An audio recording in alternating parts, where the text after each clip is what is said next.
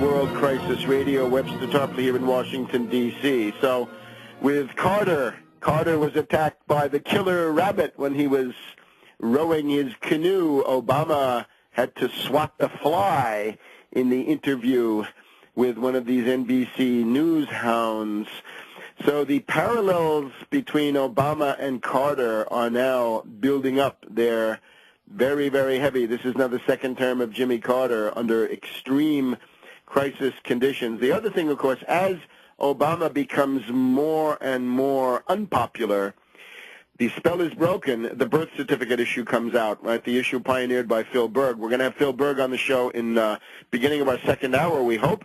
But this week we've had Lou Dobbs, radio and TV, CNN, Hannity on Fox News, all talking about the birth certificate issue. MSNBC has gone bonkers one whole day. We had Rick Sanchez, Matthews, and the Olbermann Show all blathering about the birth certificate. And then I think the turning point, this past Wednesday evening, Brian Williams, NBC Nightly News, a whole thing about the birth certificate. This is because some Republican hecklers, and I think these are actually professional hecklers. In other words, I think they're sent in, and I think that's fair. All's fair in politics. They've sent in, it reminded me a little bit of that, the riot of the Republican congressional aides to stop the vote count in Florida. Maybe some of the same characters have been hired to go into these meetings. But this is Congressman Michael Castle of Delaware, liberal Republican, and they heckled him because he's not doing anything about Obama's citizenship. And constitutionally, they're on very firm ground, whatever else you may think of their methods and so forth. So that is now going on. We'll hear from Phil Berg in a minute. The Afghan war. This is now Obama's Vietnam, and we've got to focus on this. This is getting to be a huge crisis. We're going towards these elections in Afghanistan on the 20th of August, so less than a month away. The Obama regime would actually like to dump President Karzai. They would like to turn him into the new DM. They would like to have him found in the trunk of a car. But in the meantime, the body bags, and this is tragic. This is now the worst month in the entire course of the Afghan war, starting in October of 2001. We have 37 U.S. dead so far, 30 NATO dead and rising, and this month is not over. This is now worse than Iraq for the British, and the death count is on the same scale as Iraq. It is Obama's Vietnam. We had Maliki of Iraq at the White House this week. Not very good relations there, but at least the U.S. might still be on the way out, although that could blow up at any time. That would actually be a strategic catastrophe if it did. If you keep pushing the Iranians with a color revolution, you're going to find that they will retaliate through Iraq, and that will be everybody tied down. 130,000 U.S. still in Iraq now, rising towards 60,000 in Afghanistan. Those ratios are set to flip under Barkey's plan. Joe Biden, motor mouth warmonger Joe Biden, has said that the deaths in Afghanistan are worth it. And of course, when you say that a hecatomb of deaths are worth it, everybody thinks of Madeleine Albright talking about the Iraqi sanctions. The bankruptcy is now quite apparent. Biden thinks it's worth it, but the British and the Canadians are likely to be the first ones to say, it's not worth it. We're leaving. We've got to get out of here. Remember, the British lost one entire army in Afghanistan in the Afghan war around 1840. One person was allowed to come back to tell this horrendous story. It is the graveyard of empires, more so than Iraq even, although Iraq also has a certain record going back to El Crassus and the Romans. So the crisis of Afghanistan will loom larger and larger. And the very interesting issue is, where is the U.S. peace movement? This week I looked at the Code Pink website. Code Pink, if you look at the Code Pink website, this is Medea Benjamin and her foundation-funded peace fakers. The big issue there is Honduras. They want to bring back this strong-arm character who was ousted in Honduras by the military. In other words, a postmodern coup was defeated by a modern coup for the moment. And Code Pink wants you to get worked up about Honduras, but not about the tidal wave of body bags coming back from Afghanistan.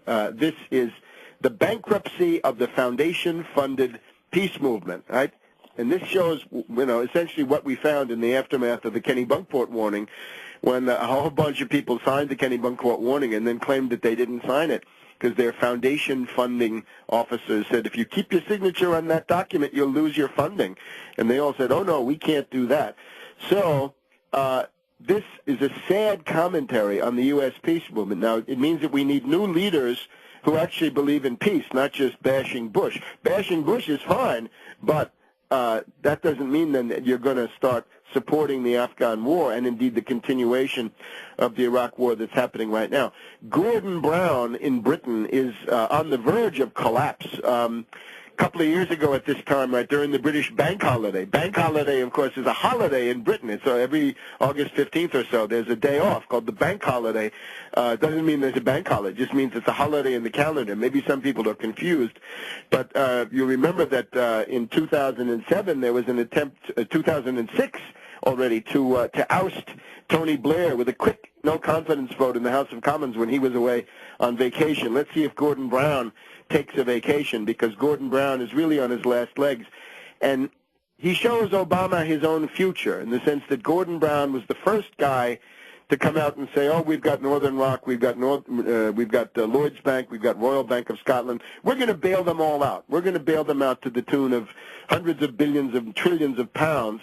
Gordon Brown shows you where that policy gets you. It gets you to the point where you're going to collapse. So these issues. Now, if we look at Iran, in the aftermath of the failed people power coup by the U.S. and the British, we see an extremely interesting development, and I'm getting more and more convinced that Ahmadinejad, even though he does not have the intelligence of a Putin, he is a military secret police guy. He does not have the world historical stature of Mustafa Kemal Ataturk, but he might say instead, he might not be the new Putin or the new Ataturk. He might be at least the new Mubarak or maybe the new Saddam, if you want. In other words, some kind of a more traditional dictatorship, bureaucratic authoritarian regime, but not controlled by the Anglo-Americans and not run by Obama. So this is now what we see. There's a big controversy in Iran about who is going to be the vice president, and Mousavi has put in his candidate and is insisting on him, even though the supreme leader, Ayatollah Khamenei, the benighted one, says, no, we can't have this guy. And the issue actually is that the candidate that Ahmadinejad wants said some conciliatory things to the Israelis, and therefore the mullah establishment is up in arms because they demand some other kind of complete anti-Israeli rejection front line. So here we have the wife of Mousavi is saying that the country is becoming more militarized, in other words, moving towards a military regime. Mousavi, the wife, says the security forces are expanding their powers. There is a near coup d'etat atmosphere, which is a danger to the Islamic Republic. Now, that would mean a danger to the monarchy, to the existence of these various ayatollahs, grand ayatollahs, and mullahs. Now, we'll get some other comments here, but you get the idea. If you dump the corrupt mullahs and you dump their morality police, you could get some popularity and stabilize your regime. Back in a minute.